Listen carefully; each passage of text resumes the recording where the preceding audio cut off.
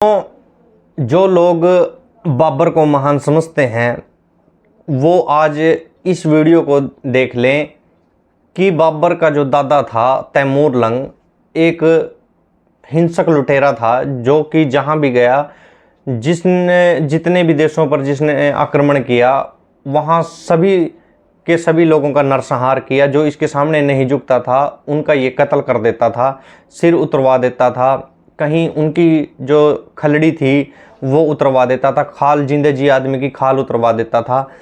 औरतों को अपने सैनिकों के सामने फेंक देता था कि इसका बलात्कार कर लो, और जो बच्चे थे उनको बच्चों को भी ख़त्म कर देता था, क्योंकि ये दुश्मन को जड़ से नाश कर देना चाहता था। मुगल जो साम्राज्य की स्थापना थी जो वो बाबर ने की थी, और बाबर का जो बाप था वो था उमर शेख मिर्ज़ा, और उमर शेख मिर्ज़े का बाप था तैमूर लंग। तैमूर लंग यानी कि तैमूर लंगड़ा। एक युद्ध में दोस्तों इसने अपनी टांग पर चोट की वजह से ये लंग करके चलने लगा, तो तब इसको लोग लंगड़ा के नाम से कहने लगे। जफरनामा किताब भी थी जो उसमें, वो भी जफरनामा किताब भी तैमूर लंग के ऊपर आधारित है। दोस्तों इस आदमी ने एशिया के हर जो शासक था या देश था उस पर आक्रमण किया, और जहाँ जहाँ भी गया ये इसने नरसंहार किया। दोस्तों एक बार इसने जो सब्जवर नाम का शासक था वहाँ पर उसने इसके सामने घुटने नहीं टेके, तो इसने वहाँ पर 1.5 लाख लोगों को कत्ल कर दिया, और उनके जो सिर थे उनके सिरों से मीनार चिनवा दी। दोस्तों ये जब भी कहीं भी किसी भी राज्य में जाता था तो वहाँ के जो शासक थे उनको संदेश भेजता था कि मेरे सामने या तो झुक जाओ या फिर अपनी मौत को स्वीकार करो। ये आदमी दोनों हाथों से तलवार चलाने में कुशल था, और इसने जितनी भी लड़ाइयाँ जीती खुद मैदान में सबसे आगे खुद लड़कर इसने जीती हैं। दोस्तों इसने रूस पर भी आक्रमण कर दिया था, इजराइल पर भी इसने आक्रमण कर दिया था, ताशकंद पर इसने आक्रमण कर दिया था, चीन पर भी इसका आक्रमण करने का इसका इरादा था, लेकिन उससे पहले ही इसकी मौत हो गई। तो इसने एशिया में और अरब की कंट्रियों में जितने में भी हो सका पूरे एशिया में इसने अपना झंडा लहरा दिया था दोस्तों।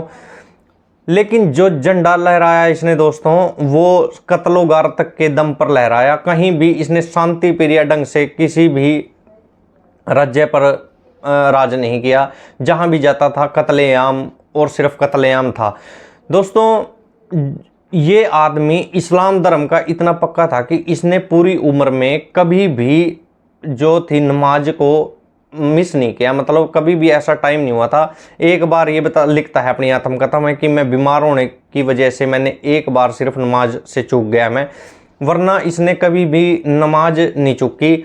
और दोस्तों ये आदमी जहाँ भी जाता था धर्म को प्रमोट करना चाहता था, तो इतना जो धर्म के ऊपर डेडिकेटेड आदमी था। पर लेकिन इसने जब कभी भी देशों पर आक्रमण किया तब इसने इस्लाम की कहीं भी नहीं सुनी, और ये वहाँ इस्लाम की कुछ आयतों का प्रयोग करके ही कत्ल करता था।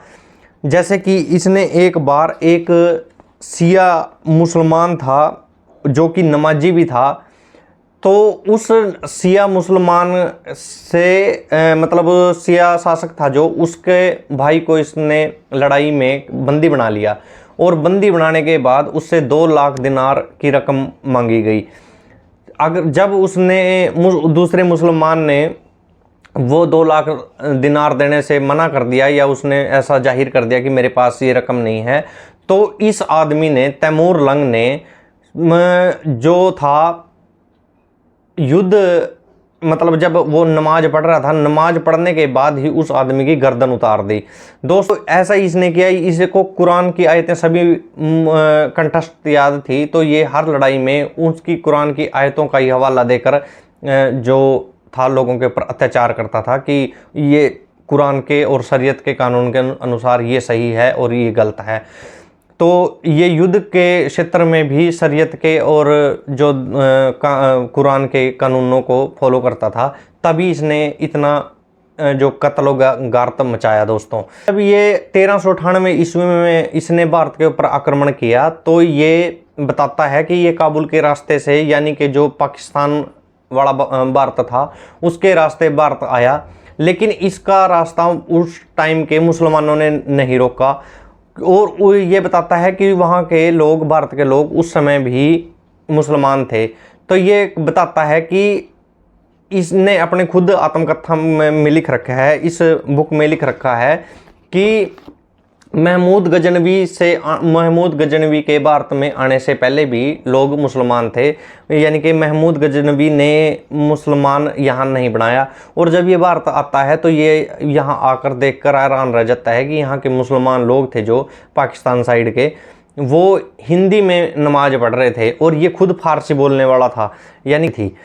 तो दोस्तों इसने भारत में 3 किलों पर आक्रमण किया।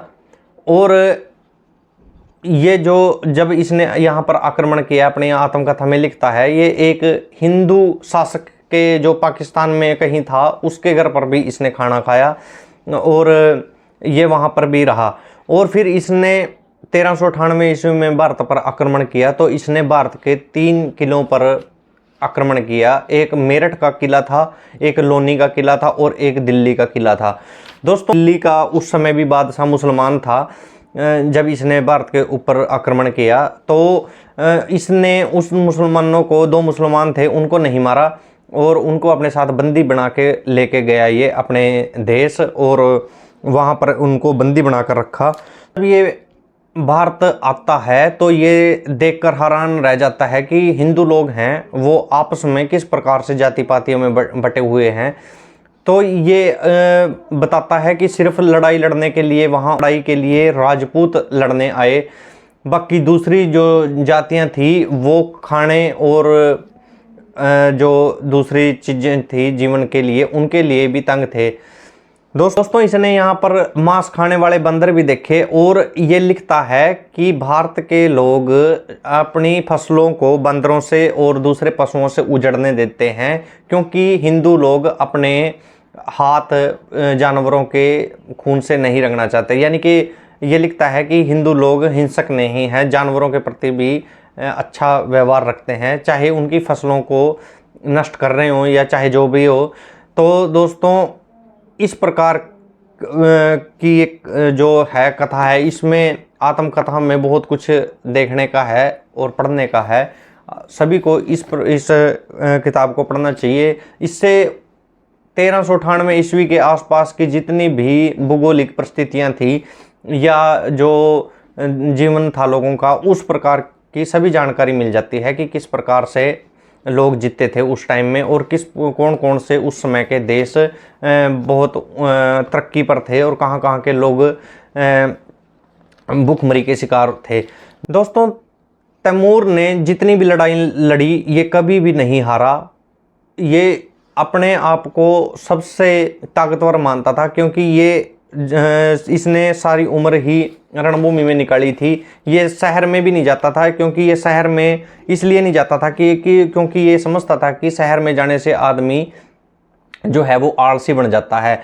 पर लेकिन इसने एक ऐसा जबालिस्तान नाम का एक देश था जो अफ़गानिस्तान से ऊपर था कहीं, वहाँ पर इसने आक्रमण नहीं किया, क्योंकि इसको पता था कि वहाँ पर लोग हैं जो वो 8 फुट लंबे थे और इसकी सेना का वो बुरा असर कर सकते थे। इसलिए इस आदमी ने उस देश पर आक्रमण नहीं किया। दोस्तों इस आदमी ने, तैमूर लंग ने, अपनी पूरी उम्र में लाखों सैनिक, लाखों औरतों को, लाखों बच्चों को मौत के घाट उतारा था।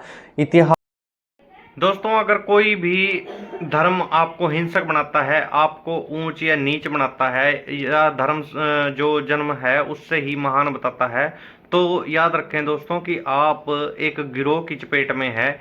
धर्म अगर इस प्रकार की हिंसक विचारधारा आपको दे रहा है तो वो धर्म का काम नहीं हो सकता, वो एक गिरोह का काम हो सकता है। गिरोह ही इस प्रकार की ऊंच नीच और सामाजिक बातें आपको सिखाता है।